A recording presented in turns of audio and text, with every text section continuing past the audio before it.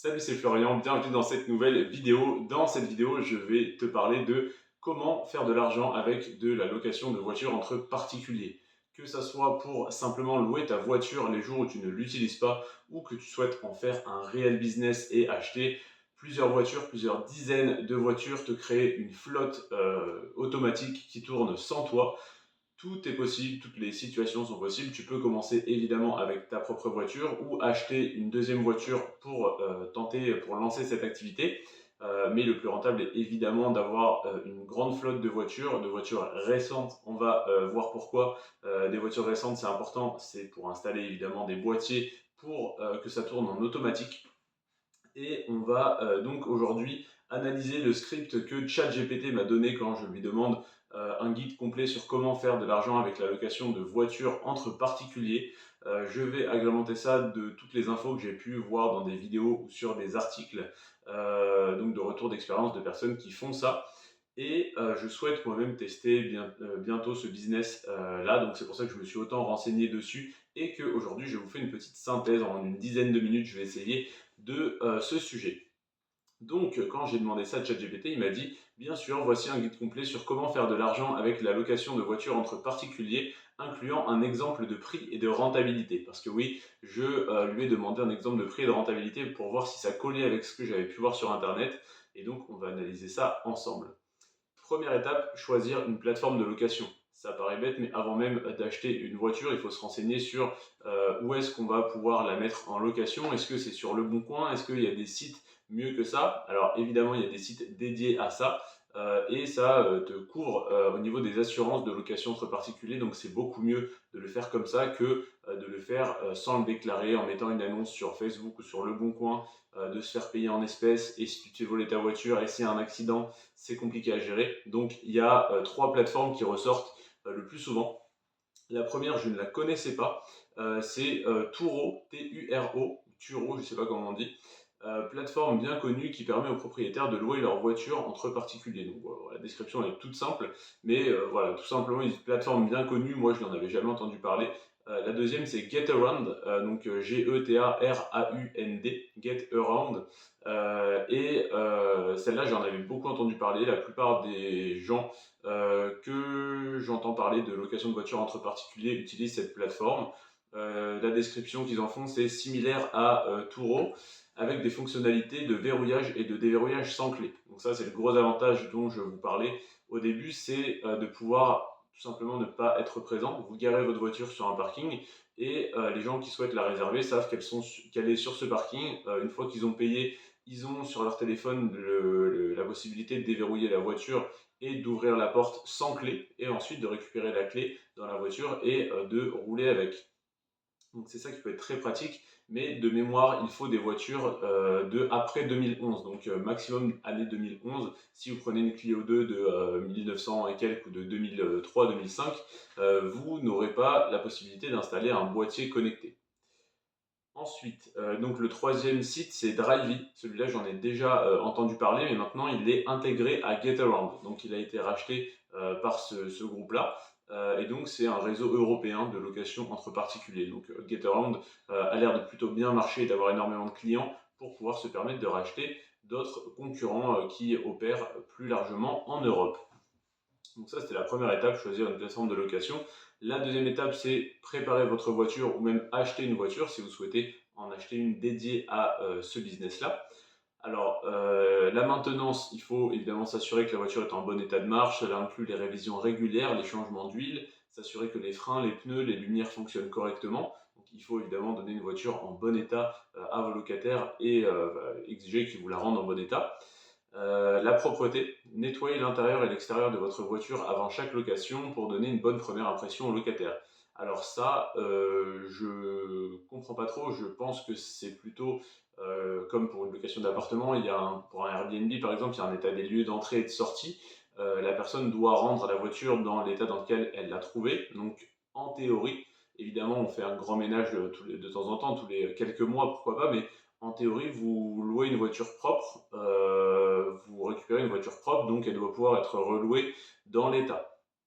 Mais voilà, au moins vérifier une fois de temps en temps, mais faire un grand ménage tous les jours, si elle est louée tous les jours par des personnes différentes, je ne suis pas convaincu. Documentation, ayez à jour tous les documents nécessaires, assurance, contrôle technique, etc. Évidemment. Troisième étape, créer une annonce attractive. Donc pour ceci, c'est comme pour un appartement, hein, c'est très similaire, c'est de la location courte durée tout de même. Donc il faut prendre des photos de qualité de l'extérieur et de l'intérieur de la voiture, faire une description détaillée avec toutes les caractéristiques de la voiture, ses avantages, combien elle consomme de carburant, les fonctionnalités, s'il y a le Bluetooth, l'Apple CarPlay, le régulateur de vitesse, etc., etc. Il faut tout préciser et mettre le plus d'atouts possible. Ainsi que les conditions de location évidemment, donc comment dire, les kilomètres inclus dans le prix de location de base et voilà, sûrement d'autres conditions si vous souhaitez en instaurer. Des frais par exemple si la voiture est rendue dans un mauvais état, de propreté par exemple. Donc voilà, donc une description détaillée, les caractéristiques, les avantages et les conditions de la location. Donc ça c'est ce qu'il faut mettre dans l'annonce. Étape 4, il faut évidemment fixer un prix et un prix compétitif. Donc, comparer les prix des voitures similaires sur les plateformes que vous utilisez. Offrez des tarifs réduits pour les longues périodes de location ou pendant les périodes moins demandées. C'est exactement comme pour la location pour durée d'appartement, donc pour Airbnb ou Booking. Il faut s'adapter au marché et fixer des prix intelligemment. Grand 5, exemple de prix et de rentabilité. Donc là, ça m'a donné un exemple tout simplement. Supposons qu'on ait une voiture compacte, donc une citadine classique qui peut être louée à 40 € par jour. Donc évidemment, ça va dépendre des endroits où vous êtes. Ça va être loué beaucoup plus près si vous êtes beaucoup plus cher si vous êtes près d'une gare, dans un centre-ville, dans une grande ville où c'est très demandé. Ça va également dépendre s'il y a beaucoup de voitures disponibles sur le marché. Si dans votre ville il n'y en a aucune, c'est peut-être très bon signe comme c'est peut-être très mauvais signe. Si vous voyez qu'il y a quelques voitures mais qu'elles sont toujours louées, c'est qu'il y a une très petite offre pour une forte demande, donc ça peut être une bonne chose. S'il y a énormément de voitures, il faut voir si c'est intéressant et si elles sont louées la plupart du temps ou si elles sont tout le temps libres et que si vous en mettez une sur le marché, ça en fera simplement une de plus qui ne sera pas ou très peu louée. Donc il faut vraiment analyser ce marché. Mais dans leur exemple, avec une citadine, admettons qu'on puisse la louer 40 € par jour, ce qui me paraît pas déraisonnable. Hein. Si je vais à un endroit que je n'ai pas de moyen de me déplacer, que je dois payer des bus, des trains, perdre du temps, et que je regarde sur une application comme GetAround et que je vois une voiture à louer 40 € par jour avec 100 km inclus, je me dis c'est génial, ça va me coûter 40 € de location plus 10 € d'essence. Et je peux me déplacer partout dans toutes les villes alentours. Ça va m'éviter de payer des bus, des trains, de perdre du temps.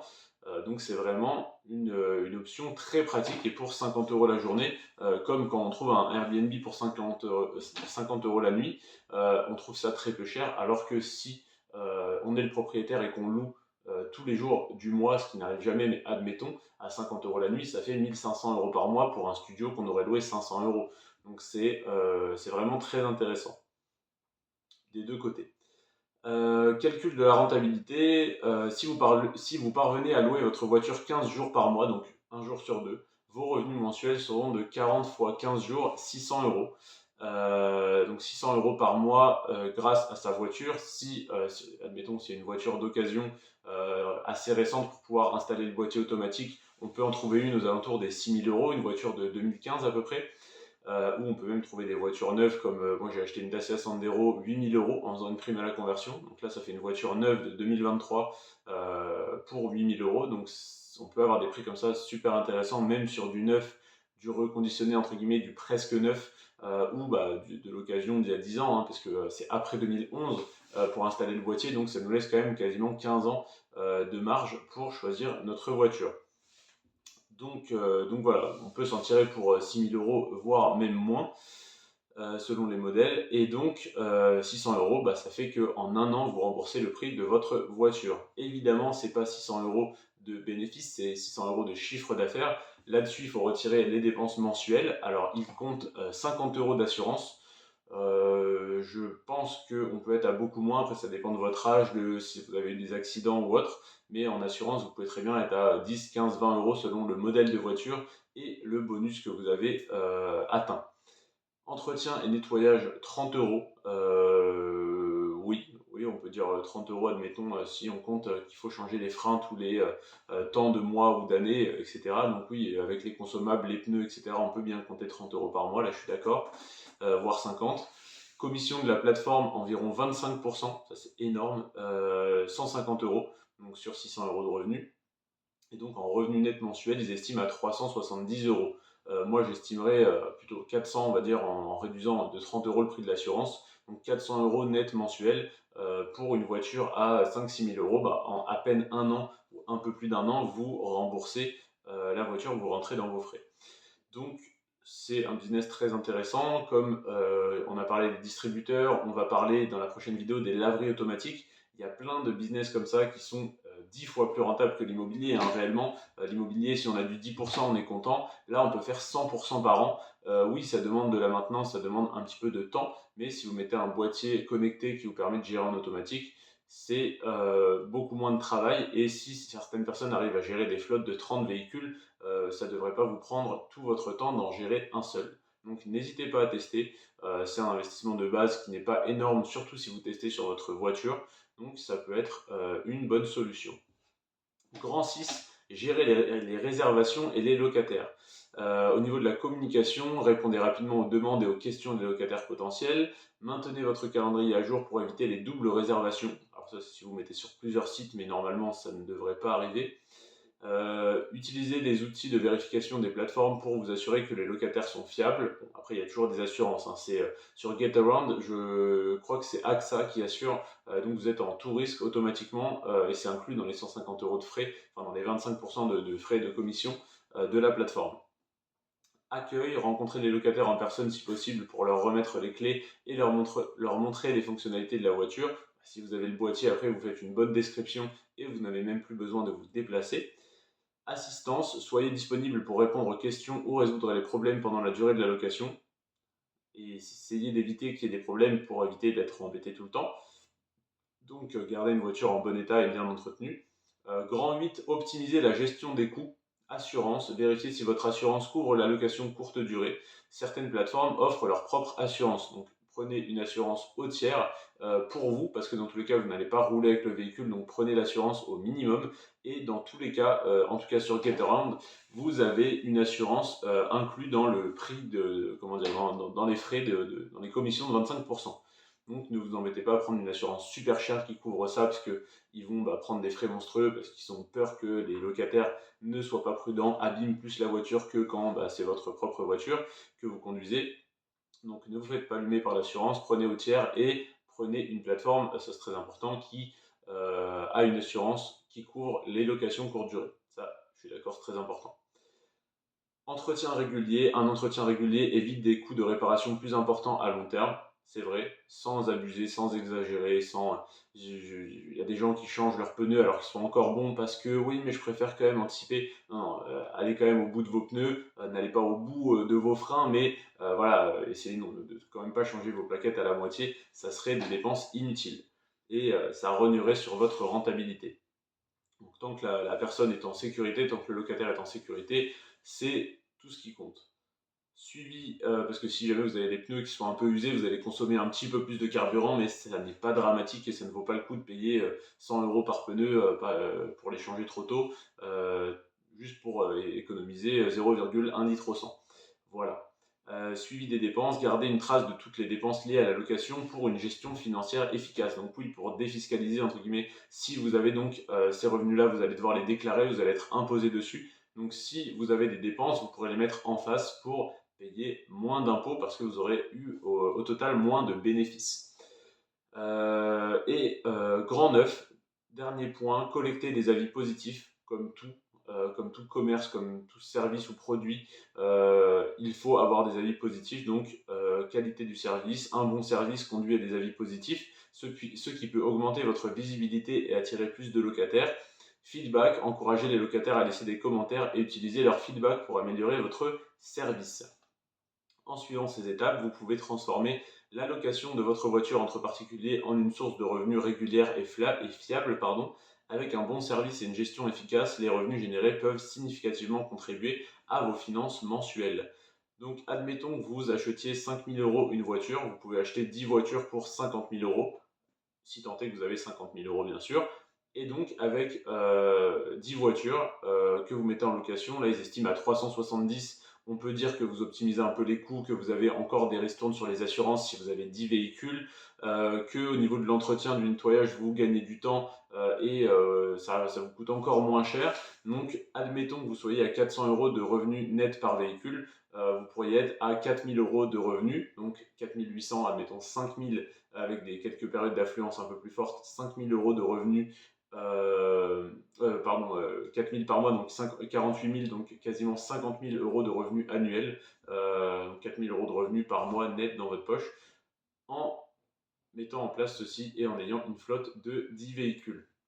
Donc ça peut être intéressant, ça vous fait une rentabilité de quasiment 100% sur l'année. Évidemment, il y a des risques beaucoup plus qu'en immobilier ou sur des business plus solides, on va dire, mais ça peut en tout cas être très intéressant si vous êtes dans une grande ville où vous savez qu'il y a des gares, il y a beaucoup de demandes, que les Uber, que les taxis voilà, roulent à foison et sont saturés. Ça peut être très intéressant de mettre par exemple vos 10 véhicules à proximité d'une gare ou d'un aéroport et de faire de la pub, je ne sais comment, pour que les gens sur place qui attendent, qui cherchent un taxi ou autre, eh bien tombent sur votre annonce et louent votre véhicule, parce que c'est pas encore un réflexe pour tout le monde de louer des véhicules entre particuliers, parce qu'on a l'impression que ça va coûter super cher, alors que pour 40 euros la journée, ou peut-être 20 euros l'après-midi, ou 30 euros la demi-journée, ça peut être beaucoup plus intéressant que perdre du temps, prendre un taxi super cher, ou marcher, prendre le bus, puis prendre le train et perdre du temps,